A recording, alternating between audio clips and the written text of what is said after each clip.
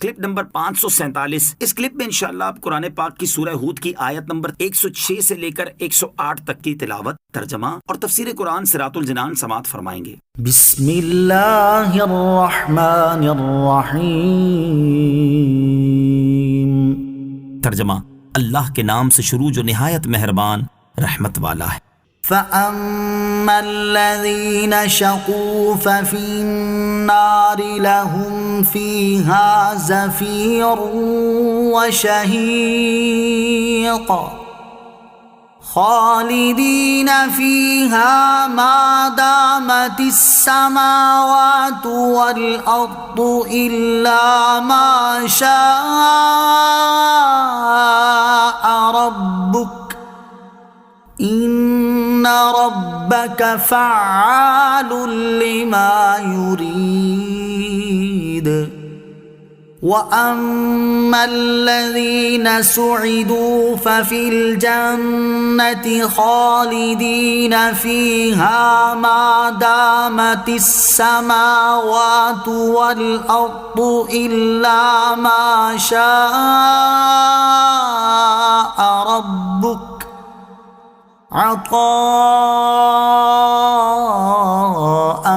غیر مجذوذ۔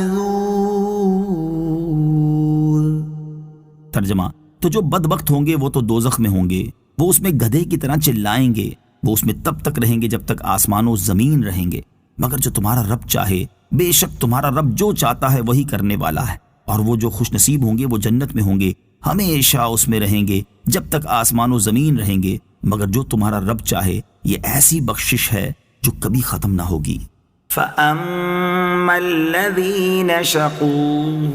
تو جو بدبخت ہوں گے، یعنی جن پر بدبختی غالب آ گئی اور ان کے لیے جہنم کا فیصلہ کر دیا گیا، تو وہ جہنم میں رہیں گے، اور جہنم میں ان کا حال یہ ہوگا کہ وہ گدھے کی طرح چلائیں گے۔ خالدین فیہا،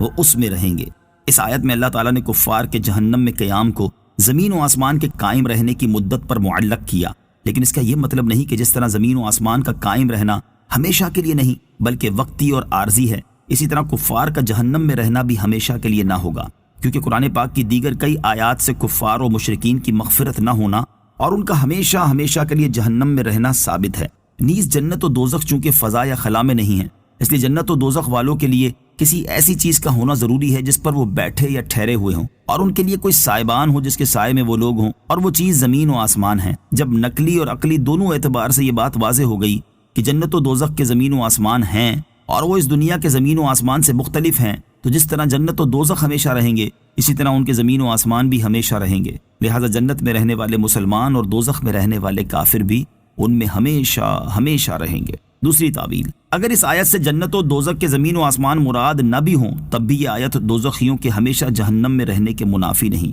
کیونکہ عربوں کا یہ طریقہ ہے کہ جب وہ کسی چیز کا دوام یعنی ہمیشگی بیان کرنے کا ارادہ کریں تو یوں کہتے ہیں، جب تک آسمان اور زمین قائم رہیں گے تو فلاں چیز رہے گی، اور قرآن پاک چونکہ عربوں کے اسلوب کے موافق نازل ہوا ہے، اس لیے جب تک زمین و آسمان رہیں گے سے مراد دائمی طور پر اور ہمیشہ ہمیشہ رہنا ہے۔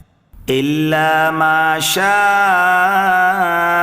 رَبُّكَ، مگر جو تمہارا رب چاہے۔ چونکہ قرآن پاک کی کئی آیات سے کفار کا جہنم میں ہمیشہ ہمیشہ رہنا ثابت ہوتا ہے، اس لیے مفسرین نے اس استثناء کی مختلف توجیحات بیان کی ہیں، ان میں سے چند یہاں ذکر کی جاتی ہیں۔ پہلی توجیح، حضرت عبداللہ ابن عباس رضی اللہ تعالیٰ عنہما اور امام ضحاک رضی اللہ تعالیٰ عنہ فرماتے ہیں، اس استثناء میں وہ مسلمان داخل ہیں جنہیں کبیرہ گناہوں کی وجہ سے جہنم میں ڈال دیا جائے گا، اور اللہ تعالیٰ جب تک چاہے گا انہیں جہنم میں رکھے گا، پھر انہیں جہنم سے نکال کر جنت میں داخل فرما دے گا۔ اس توجیہ کے درست ہونے پر یہ حدیث پاک بھی دلالت کرتی ہے۔ چنانچہ حضرت ابو سعید خدری رضی اللہ تعالیٰ عنہ سے روایت ہے، نبی اکرم علیہ الصلوۃ والسلام نے ارشاد فرمایا، اللہ تعالیٰ اہل جنت میں سے جسے چاہے گا اپنی رحمت کے صدقے جنت میں داخل کر دے گا، اور اہل جہنم میں سے جسے چاہے گا جہنم میں داخل کر دے گا، پھر فرمائے گا، دیکھو جس کے دل میں رائی کے ایک دانے کے برابر بھی ایمان ہوا اسے جہنم سے نکال لو۔ چنانچہ وہ لوگ جہنم سے اس حال میں نکالے جائیں گے کہ ان کا جسم جل کر کوئلہ ہو چکا ہوگا، پھر انہیں آب حیات کی نہر میں ڈال دیا جائے گا، اور وہ اس نہر میں سے اس طرح تر و تازہ ہو کر نکلنا شروع ہوں گے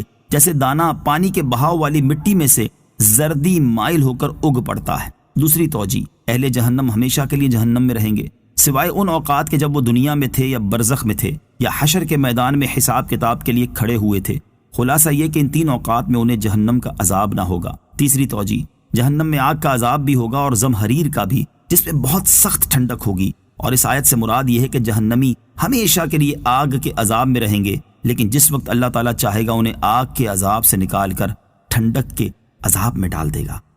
إلا ما شاء